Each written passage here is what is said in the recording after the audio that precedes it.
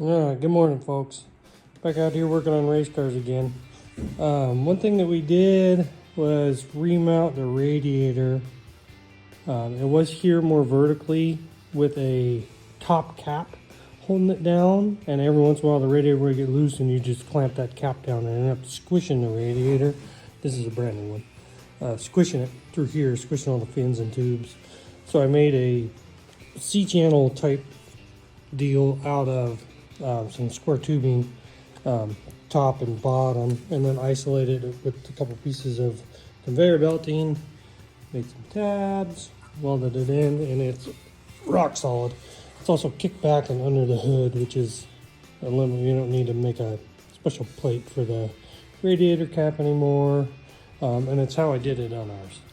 So the other thing that I'm doing here is we're swapping out these knuckles. These are the factory knuckles with this Artec weld on high steer kit.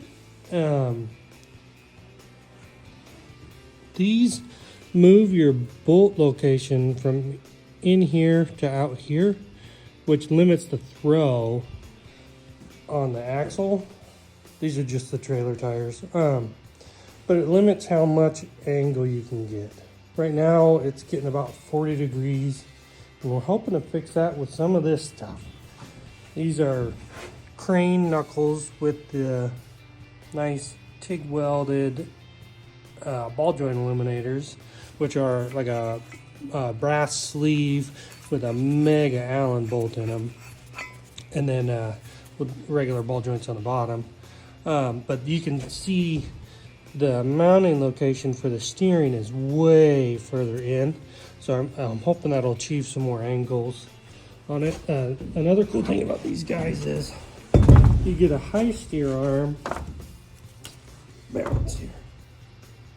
You get a high steer arm that is keyed and has 5 bolts to it.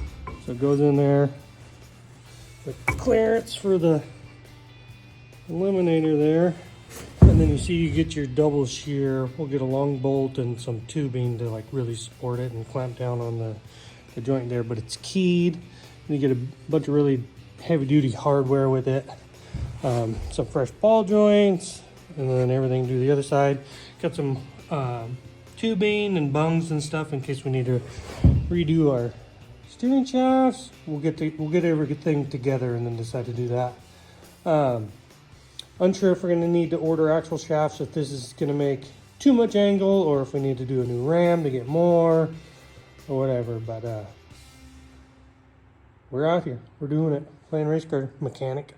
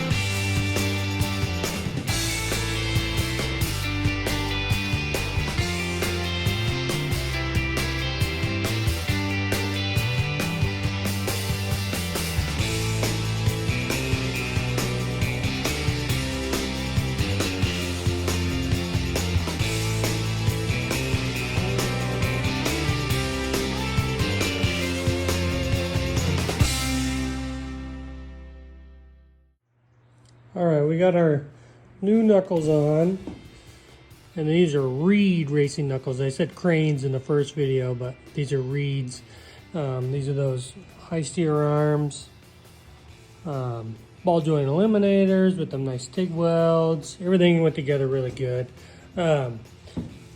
With that upper eliminator in there, I had to pound the lower ball joints in by hand, which was fun. But we got it all together. You can see the arms are running uphill compared to the ram, and that's because there's clearance to the radiator. I thought I might move the ram up, but if I do that, I would get into the radiator and the fans. So I just ran those safety spacers, safety washers for the steering joints underneath. And you can see there's plenty of clearance to run your jams in. Both sides. It's really nice stuff. If you're doing Super Duty stuff and you're worried about ball joints, this is really, really cool stuff. Ended up making new arms because with the pivot point being about here to back here, the arms need to be just a little bit longer. I got the old arms sitting back here with my crusty transmission that needs rebuilt. And then the old knuckles, I'll probably throw them in the trailer with the arms in case you ever smoke something. You could easily swap all this stuff back on. They got some really nice Willwood brakes on this thing. And all that stuff bolted right back in with these reed knuckles. So I ended up putting a little bit of grease in between these just for if water gets into them, that'll keep the water out, I guess. And that way they don't try and rust together. So if you ever need to maintenance any of this stuff, pull that arm off. It won't get completely rusted and stuck on there. We do end up racing in the mud quite a bit. Yeah, ended up making little spacers here so our double shears nice and tight. Ended up some of the bolts that were part of the old setup ended up being the right length for this, and they're nice big, nicely shanked, fine thread. Big beefy stuff. Both sides. We'll want to do something for coating these links because these are raw. This is raw steel. This is raw steel. We'll do something. I think it looks sharp, so I'm going to talk to the owner and see if maybe we just shoot some clear at it because it looks cool. I like raw parts. But yeah, went together really good. Our next one is going to be our nice whoopee cage here. Their niece took a tumble in it, and it's time to get it all tuned up. So got some repairing to do, but get it all fixed up.